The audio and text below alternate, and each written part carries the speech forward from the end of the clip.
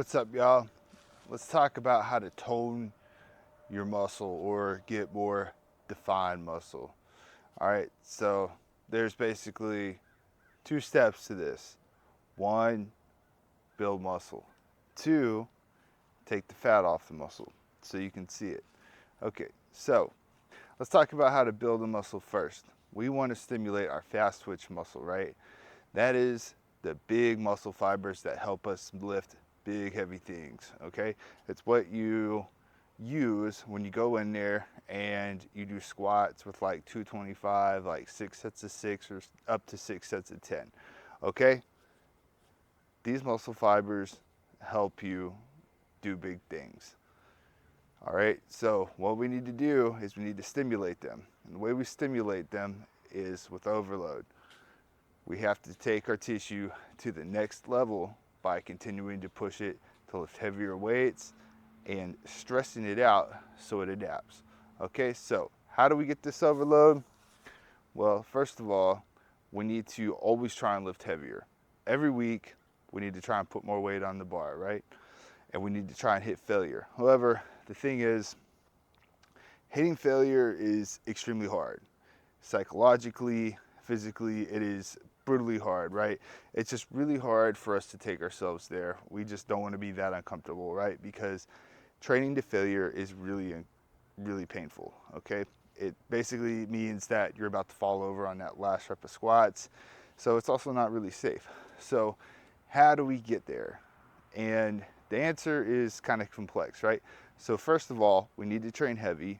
And then when we can't do any more reps on those sets of heavy exercises like squats, bench press, deadlift, what we need to do is take off some weight and do just a few more reps to really get us to that point to recruit more fast twitch fibers, right? And really stimulate that overload and force adaptations. Okay, so let me just give you all an example really quick, right? So let's say I'm gonna go into the gym, I'm gonna do 6 sets of 10 with 275, right? And that's 80% of my 1 rep max. A lot of studies show that's like the optimal set and rep range to failure, mind you, right? You have to hit this to failure to really stimulate growth. And again, this is 80% of your max, right? So like this is like a significant amount of weight. This isn't like what you normally see people do 6 sets of 10 with, where they just kind of chill, right? So I go in there, I can do 10 reps barely on my first set, right?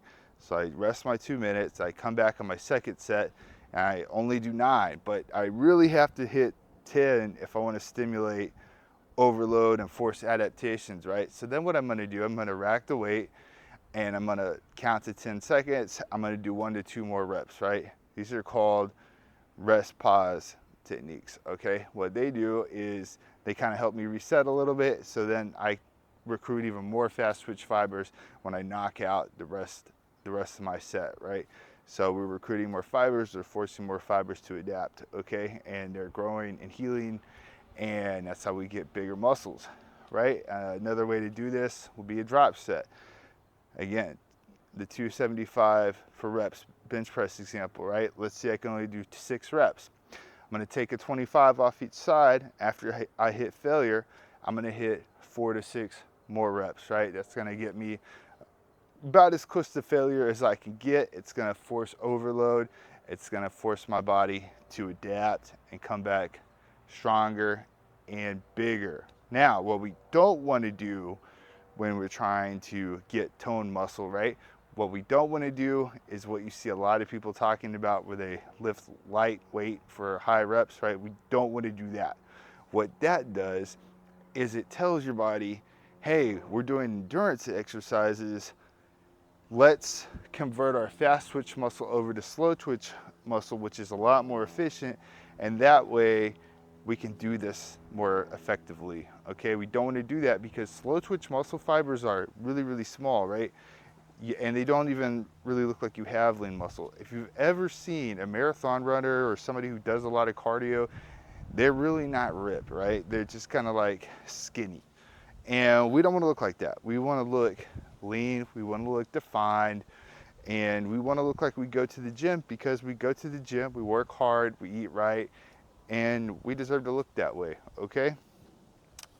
So no lightweight, no high reps. We want to do a moderate number of reps with as heavy weight as we possibly can, right?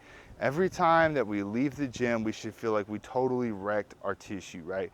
Like, and by wrecked, I mean we want to go in for like 40 minutes, 45 minutes, smash the weight, short rests, 1 minute to 2 minute rests, maximal intensity per set, and then we want to leave, right? We don't want to sit there doing lots of sets, lots of reps, because at that point we're just pacing ourselves, right? We're wasting time. The whole goal here is intensity with volume, meaning you want to kill it and do as much as you can, but also in as little time as you can, right? And that's how you're going to really get those fast twitch fibers fired up, and you're going to hit that overload, and you're really going to make your body progress and grow. Okay, so now that we covered how to grow tissue, right, we need to talk about how to make it show. And the way that we do that is we take the fat off of it, okay? There's only one way to do this, y'all. We need to get into a caloric deficit. All right, now the thing is though, we have to do this very carefully, okay? Because if we just cut our calories and let's say maybe we don't eat, right? Yeah, we might lose some weight, but we're not gonna lose just fat. We're gonna lose a lot of muscle tissue, right? So when we get into this caloric deficit, again, we have to resist the modern dogma of high reps, light weight, right? Because this is what a lot of people do on their cuts, because it's, less strain, and for some reason, they like to pump and they think it makes them look better, when in reality it's shrinking their tissue, right? So we want to avoid that, because your body is going to want to burn tissue for fuel, right? And if you teach your body, hey, look, we're not lifting heavy, you can get rid of some of this tissue because we don't need it anymore, we're lifting lightweight, we're using our slow twitch fibers instead of our fast twitch fibers, right? It's going to burn that tissue for energy while you're in your cut, right? So what's going to happen is you might not even lose that much body fat, but you're going to lose a lot of muscle. So what we need to do is we need to keep our training the same while we lower our calories, right? We need to keep training super heavy, because that's going to tell your body, hey, we are using this tissue a lot, we need to keep it. Don't burn any of this muscle for fuel, right? Try and take the fuel from the fat. Our body is a lot smarter than we think, right? So we need to program it like that. Teach it that we need to preserve tissue, okay? On top of that, no matter how you train, it's inevitable that when you're on a diet, your body is going to want to burn some protein for fuel, right? It can convert it to glucose for your brain, and it's just one of those things that happens. It's not ever going to burn just straight glucose from your glycogen stores. It's not going to ever burn just straight body fat, right? Some of that fuel is going to come from amino acids, right? And if you're not eating a lot of protein, your body is going to take it from your muscle tissue, even if you are training heavy. So the best way for us to prevent that is to help our body take the path of least resistance, because it's lazy and that's what it likes to do, right? We need to keep a high protein diet when we are on a cut. And for that, I recommend probably 1.5 grams per kilogram of body weight up to 2 grams per kilogram of body weight, right? The way that anabolic steroids work is they create a positive nitrogen balance in the body, right? So it's basically almost impossible for your body to lose tissue on a cut. What we want to do is attempt to recreate that with our food, okay? So we want to keep amino acids in our bloodstream at all times, right? That way our body takes those amino acids for fuel instead of taking the amino acids from our muscle tissue, okay? And then we want to really enhance fat loss. And one of the best ways to do this is we want to have lipolysis going all throughout the day, right? When you have an insulin spike from eating carbohydrates, you come out of lipolysis. It tells your fat cells to stop releasing fat for energy, literally, okay? So we want to avoid that. So what we're gonna do, we're gonna not eat carbs throughout the day unless it's around our workout, okay? So about an hour before we go lift, we're gonna fuel our body with what it needs to do high intensity activity and hit that overload so we preserve tissue and build new tissue, right? We're gonna hit those carbs for fuel. and then post-workout, we're gonna eat carbs again. What those carbs are gonna do, they're gonna hit an insulin spike, which we want at this time, and I'll tell you why. That insulin spike is going to tell your body to begin protein synthesis, right? It's gonna tell it, hey, repair all that tissue that we just broke down. And you're gonna be super insulin sensitive now, right? Because you haven't eaten carbs all day, so you're actually gonna build more tissue than you would otherwise. On top of that, you're gonna fill your glycogen stores up with glucose. And this is really, really crucial to having that lean toned look, because muscles are not just made out of protein, right? They're also got some creatine stores, and they also have some glycogen stores, right? And this glycogen is gonna pull a lot of water in with it, right? And that's actually what makes you look like you have tissue. So when you run out of glycogen in your tissue, you're gonna look like you don't have any muscle. And that's the last thing that we want, y'all. So we wanna make sure we're eating a lot of carbs post-workout to fill those glycogen stores back up with glucose and water, and make sure we actually look like we're training, right?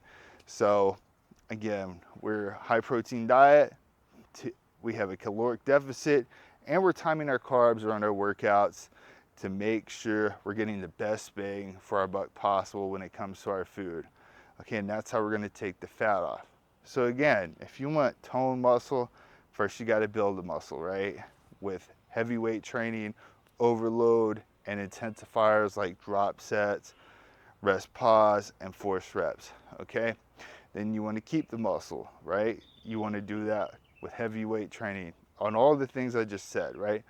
Intensifiers, yada, yada, yada.